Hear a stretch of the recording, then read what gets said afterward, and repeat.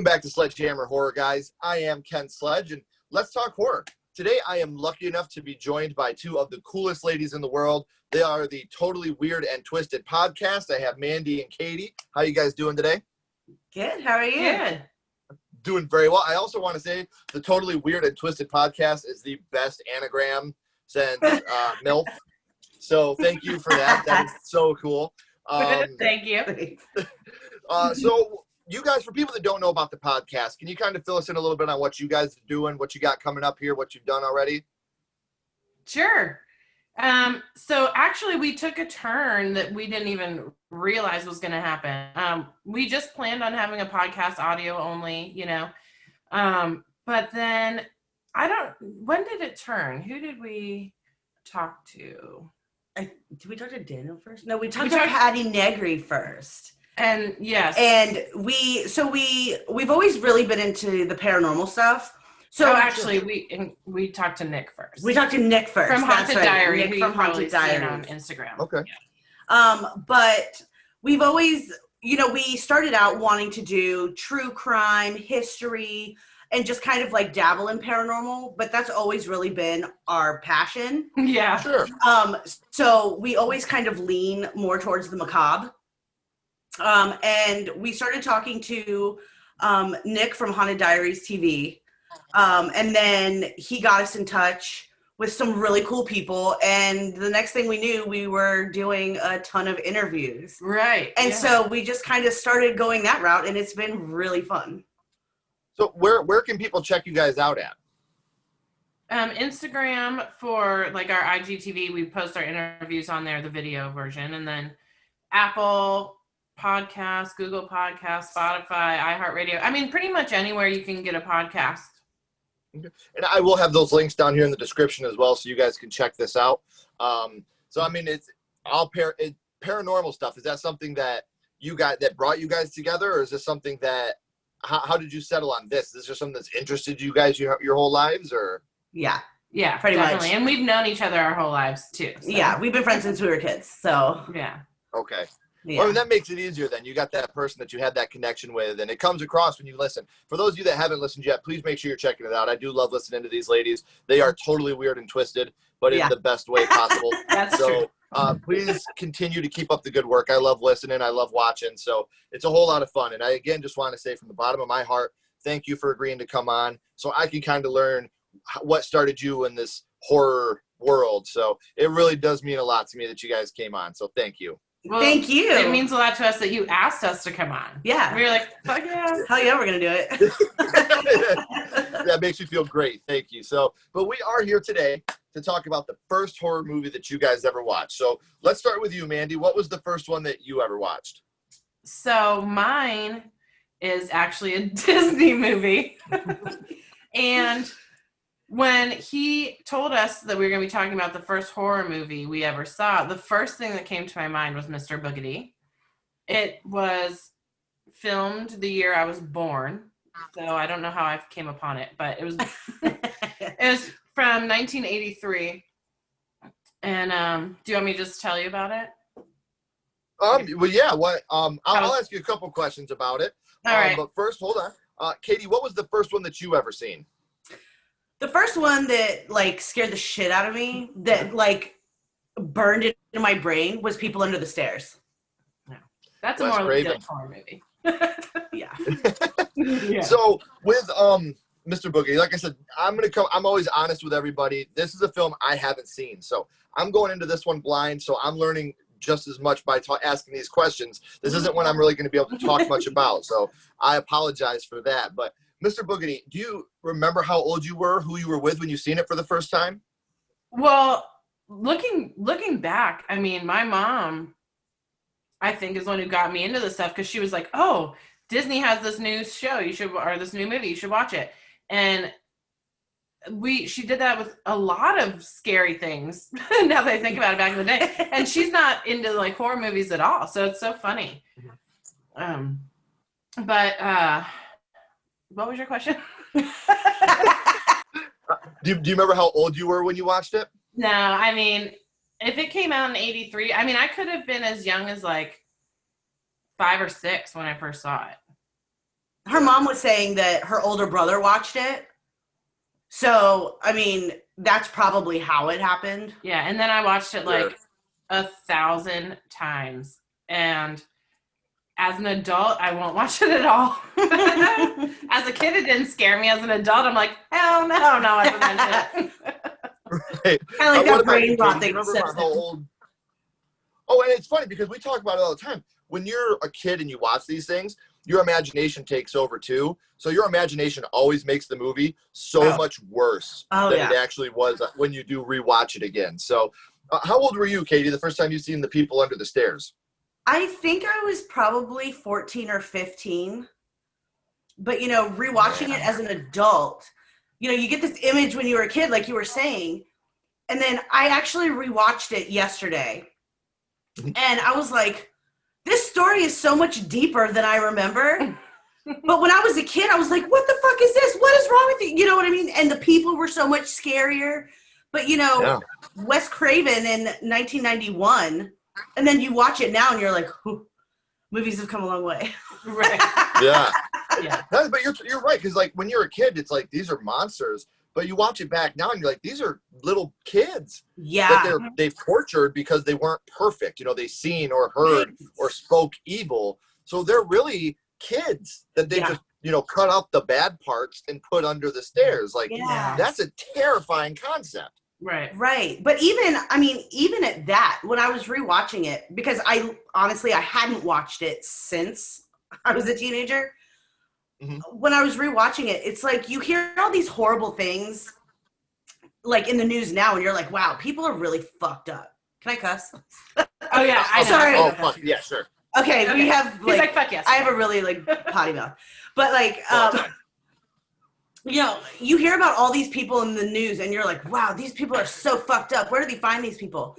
You know, and then I rewatched this movie and I was like, oh my God, what the fuck is wrong with these people? And it's like, okay, so this is going on when I was a kid. And it's like, you know, those things have been going on forever, but then you watch it and you're like, oh my God. Well, you didn't have social media back then to really, you know, push it out there like we do now. Because, I mean, that movie, I would love for somebody to argue with me and tell me that movie is not about systematic racism.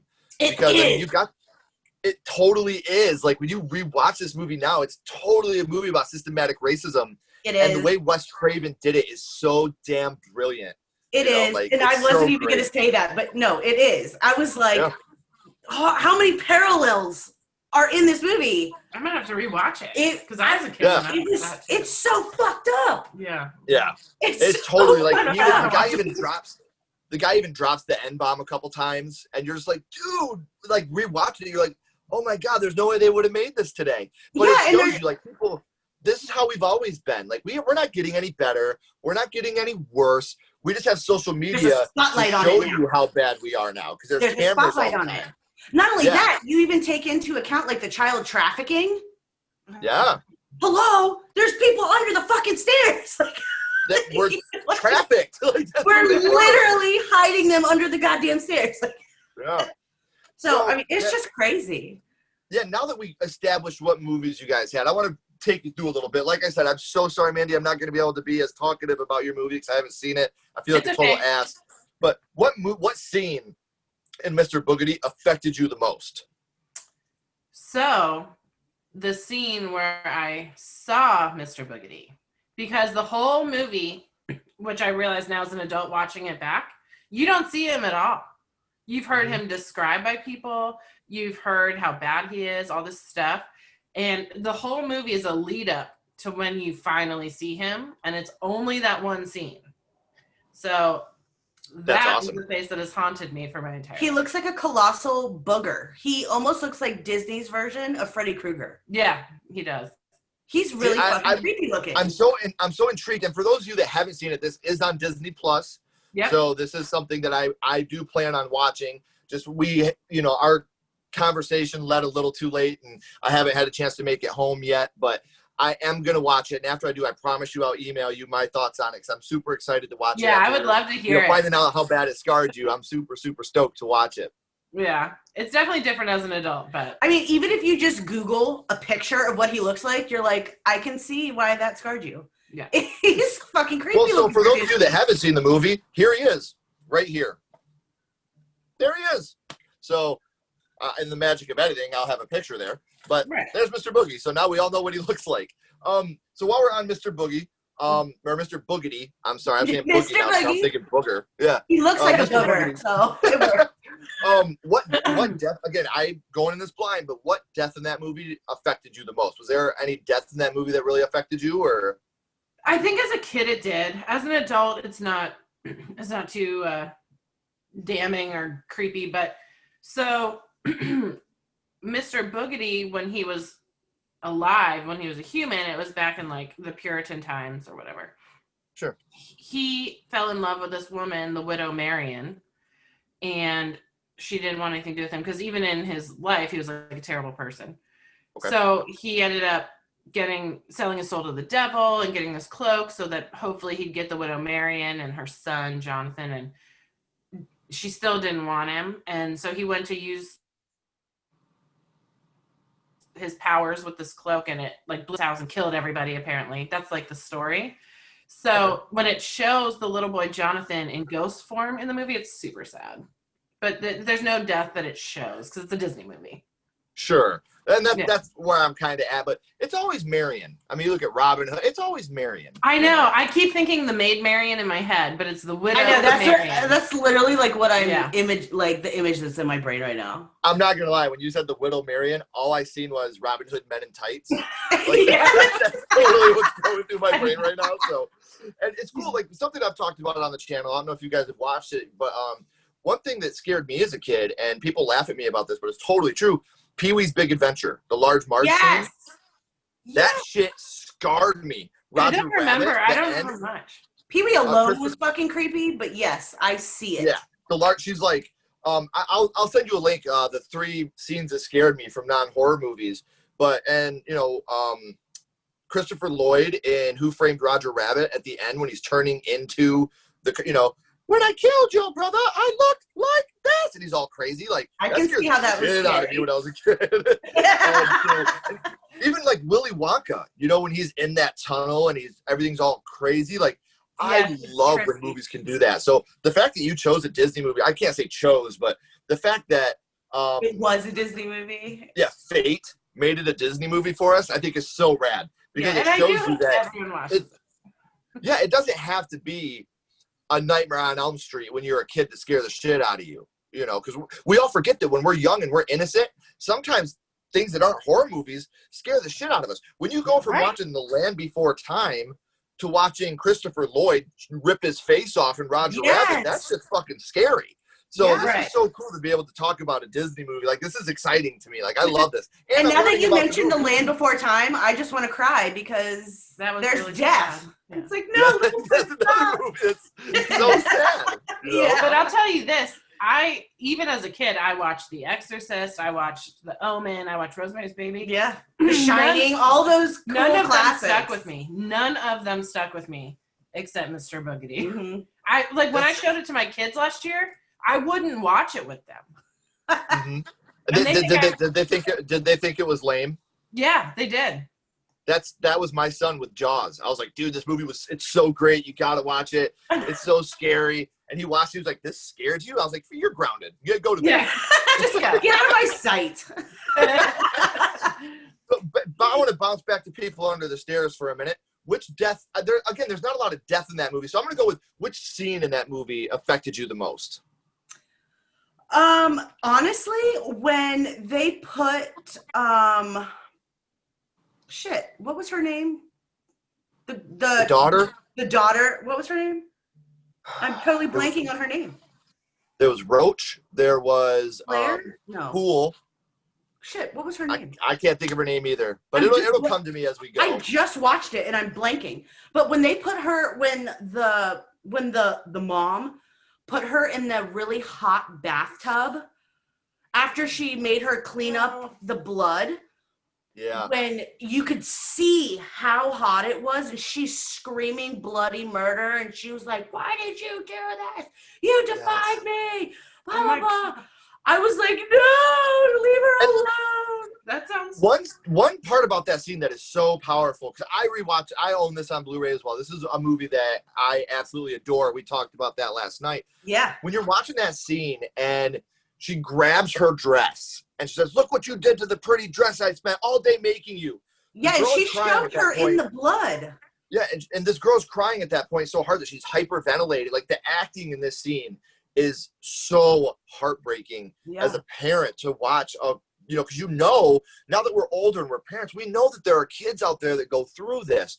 And the way that this actress portrayed this scene is Langer so did believable. Amazing. Yeah. Oh, and like at this point, like she's not even crying anymore. She just, like, when you get hit, you can't breathe and you're crying. Yeah. And and then she gets in the water and she gets that breath. And then the screams start coming out. Mm-hmm. And then she gets thrown into the bedroom and her skin is just beet red. Yeah. So, I mean, it was beautifully done. Beautifully done. I mean, Wes Craven, obviously the master. I mean, he's a fucking genius. Yeah. But yeah, AJ Langer did an amazing job in her role. It She was did so- a great job in her role. I mean, they all did. My favorite part of the movie, though, is every time the crazy uncle came out, was in his, like, BDSM leather suit. And he was like, oh, with, like, his shotgun, like, shooting walls. And it's like, what are you here for? Because what the fuck are you wearing, dude? it's funny because we just rewatched it, me and my wife. And that's what she's like, why the fuck is he in that suit? Right. Like, what purpose does that serve? But to me, what I think that is, it's so fucking weird. One thing about Wes Craven that he's always done, whether it be Nightmare on Elm Street, whether it be People Under the Stairs, whether it be even Scream in his later meta stage, he always took that darkness but made it a little bit light. I think he did that on purpose to give you that, what the fuck is this? Exactly.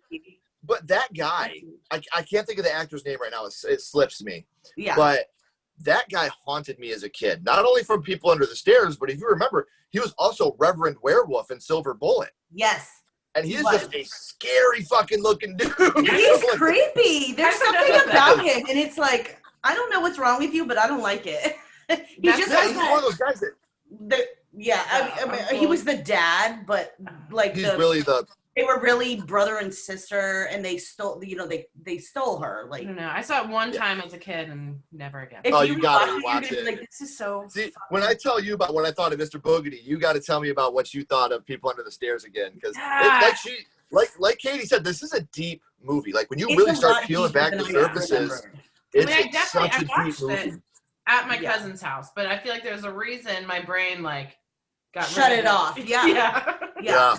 And one thing I do like about this movie too is how deeply profound it is, to where the daughter is trying to tell a fool, you don't speak evil, you don't see evil, you don't hear evil. And at this point, it's almost like she really genuinely believes Stockholm syndrome.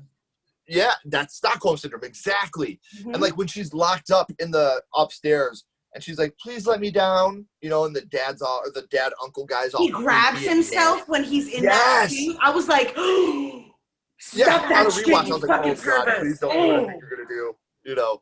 So it's one. And she was like, "I'm saying, come down here." She had to stop him, and I was like, you nasty fuckers. Like, I didn't realize. It's almost like that's that aha moment when you realize just how fucked up they are. And I was like, oh my God, what is happening? Oh, it was so fucking gross.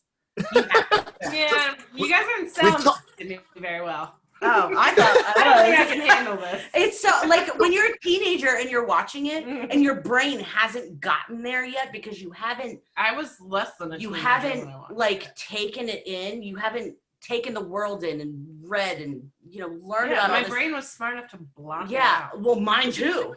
You know what I mean? Well, But now, that's what as I an love. adult, I'm like, That's what I what was. the fuck? Yeah, that's what I was saying I love about this movie is with Wes Craven, he implies the darkness that we will see as adults at that scene. We know. Oh, yeah, that's a good point. But he doesn't come right out and say, this guy's a rapist of his daughter. Exactly. That's why. It's terrible. Right. That's why I was not a fan of the Nightmare on Elm Street remake while we're talking about Wes Craven. In that, Freddy Krueger is not a child killer in the Nightmare on Elm Street remake. He's a child rapist. So What? yeah, so rather than making him, and I'm not saying a child killer is better than a child rapist. Like, Well, oh, no, please I mean, don't think that. Oh yeah, no, I no. think it's kind of don't- worse, actually. I don't But know. yeah, it's Well, so it is. terrible, like the way that they did that, and they make it like throughout the whole movie, they make it seem like Fred Krueger was an innocent man that the town killed without him ever doing anything wrong. Like, it's just the storyline in the new one. It will blow your mind at how ridiculous they made it. They took what Wes Craven did with his implications and tried to put it right in your face, and it fell flat. It was so bad. Ooh, big oof. So Ooh. yeah. So don't watch the Nightmare remake. That's something else. I mean, I kind of feel like I have to now. No way. I don't want to see that I'm shit. one of those people that I don't think remakes are inherently bad. I really enjoy a lot of remakes. I do Dawn of the too. Dead, Evil Dead, the Child's Play remake. I love these, but I do too. there are some that are just very bad. The Thing 2011, Nightmare on Elm Street. These are movies we need to stay away from. So I'm glad you haven't seen it. Mandy, I want to ask you, Mr. Boogedy. Did we just Robert talked about Englund Katie's- play Freddy? What was that? I Did didn't hear what Robert you said. Englund play Freddy? No. No. Oh, it was someone different. Okay. Mm. The guy didn't do a bad job, Interesting. but he's dark. Like, hey, Nancy. He's way darker than Robert Englund ever was. There's no ha-ha jokey to this Freddy, which it's good. I liked the guy that did Freddy, but Yeah. it's not Robert Englund. You can't take, It's not like no matter how classic. good the actor is, you couldn't take Brad Pitt and sell me that he's Luke Skywalker. You know, Right. Yeah. that just doesn't work for me. You know, to me, Robert Englund is Freddy Krueger, and what made Freddy Krueger so iconic, he was Freddy Krueger. You know, in Jason, you had all the different guys that had played him. Halloween, you had all the different Michael Myers, but Freddy Krueger was Robert Englund Yeah. always, no matter what. Yeah. So with him and Pinhead, that's the one thing up until I think they got replaced Pinhead in the newest Hellraiser. But that was one thing to me that was always that consistency of a horror villain that you didn't really give a lot of. Oh my god. If you hear music in the background, We're so sorry. I think my parents are fucking wasted and listening to music right now. Hell yeah. Go tell them to put on some Juice World. They're watching the kids. For us. Except they know that we're doing this. Yeah, It's they're total. aware that Look, they're- just so everybody knows, I'm not bullshit. I'm still at work. Like, we had some unfortunate things happen, but I was not going to miss out on this because I've been so excited about this all week. Oh, that's So, Bill, we talked about, Katie, your favorite scene from People Under the Stairs. Now, Mandy, I know it's going to be a little harder, but what do you think is your favorite scene from Mr. Boogedy? Ugh. When they showed him. No, you know what my favorite scene was actually? Because it wasn't so scary, but it's still a ghost. So the mom, things are starting to happen in the house, and the whole family's like, I need to get the fuck out of here. And the dad, like, well, there's nowhere for us to go because I just bought this house, which looks like the Haunted Mansion, first of all. And so they all decide to camp out in the living room because the kids are too afraid to go to bed. Because, like, they'll hear Mr. Boogedy just, like, laugh real loud through the house, and the dad's like, oh, that was nothing. And they're like, yeah, okay. So Right. so they all sleep, and the mom wakes up in the middle of the night and for some reason goes and grabs all these ingredients out of the refrigerator and sits at the table to, like, eat them. You know, I Like don't know. random shit. But then she heard what sounded like someone tapping at the window or the door or something. So she opens the back door, and the ghost of the widow Marion is there. And she's like, do you want to come in? You know, which I would get there eventually, not that quickly. But so then she's like talking to her, and that's when she finds out that, so what happened was Mr. Boogedy, to punish her, has her son stuck in the house with him, and she can never come in the house. So she's separated from her son for 300 years. And as a kid, you're like, oh my God, like my mom, like, no. And listening to this as a mom now, I'm like, no. Yeah. Mom, get the fuck out. Right? Mom, shut up. When you're a little kid, you're like, oh no. But then when you're a teenager, you're like, 300 years, fuck yeah. Yeah, I know, right? Yeah. Then you're an adult now, and you're like, fuck, I want my mom back. Like, Yeah. I would give anything to have my mom back, you know? So that's deep, man. Yeah, Like, and so I have a son, like, close to the same age, he's 5, as the son in the movie, and he's been separated from his mom, and my son is always like, Mommy, don't ever leave me, I'm gonna marry you, all this stuff. And I'm like, oh my God. So that was probably my favorite movie, or my favorite part, because it was like the most meaningful part of the whole thing. Sure. Yeah. So I got 2 more questions for you guys before we end this. I'll start with you, Katie. The People Under the Stairs was your first horror movie. Yeah. Now I want to go scream on you here. What's your favorite scary movie? What is your favorite horror movie? The Shining. The Shining. Shining. I don't have it. Always. Classic. I don't have it here. I have it at home. I wish I could show you, but I have a planner that I write everything down in. When I'm going to have my guests, what time, what we're talking about, and it is in the Overlook log. That's really? What it is, the Overlook log. Yeah. So I wish I could show you that. So that's so cool. My favorite vacation that I've ever taken was to go to the Stanley Hotel, and I stayed at the Stanley Hotel, and I went That's so awesome. I went on their ghost tour, and I got to like experience shit in the hotel, literally, like the hauntings and all the shit. Oh my God, it was the best experience in the world. It was amazing. That is so intense. And that's on the bucket list, to be honest with you. Me and my wife have talked about it. Make it happen. For Halloween, we're going to be doing something very Shining related, very special on the channel. So I hope you guys all like it. That's a little spoiler. Me and my wife are going to be doing something very Shining related and very fun. So Awesome. I hope you guys enjoy that too. How about you, Mandy? We talked, Mr. Boogedy was first. What is favorite?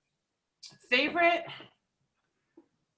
That's a tough one. Up until recently, it was The Exorcist, which is super cliche, but I've seen that shit like 1,000 times. It's just my jam. Yeah. I saw it in the movie. It's funnier every time I see it. Huh? It's like Beetlejuice. It gets funnier every time I see it. Yeah. I've watched all the extras, the deleted scenes, but it just, I don't know. I grew up in the Catholic Church, which makes me believe demons are real and possession is real. So, I mean, if you believe in God, you got to believe in Satan. Right.